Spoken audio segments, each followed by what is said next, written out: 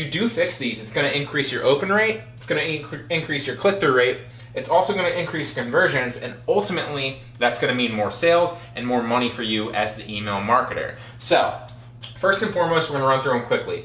Is your email and your email title outcome driven or information driven?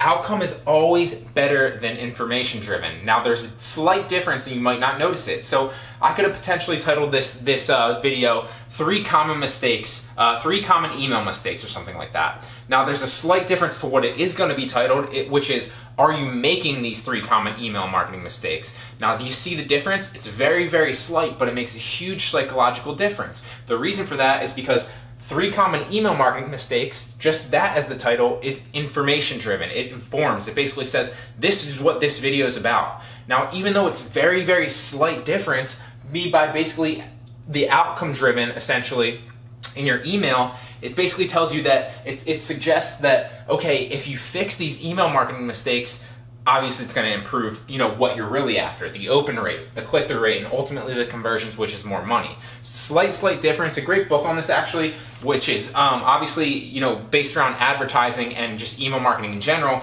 would be Advertising Headlines That Make You Rich by David Garfinkel. Great book. One focus. I look at a lot of different emails, and I've done this in the past too, and for full disclosure, I've made all these mistakes. That's how I'm able to talk about them and why they're mistakes. So if you fix them, I'm telling you, just the slight little fix 1, fix 2, and you'd be amazed at how many more people open your email, how many more people are receptive to your email, and how many more people are receptive to your future emails on top of that. So is it one focused, or is it jumbled all around? Does it have a bunch of different things that it's focused on?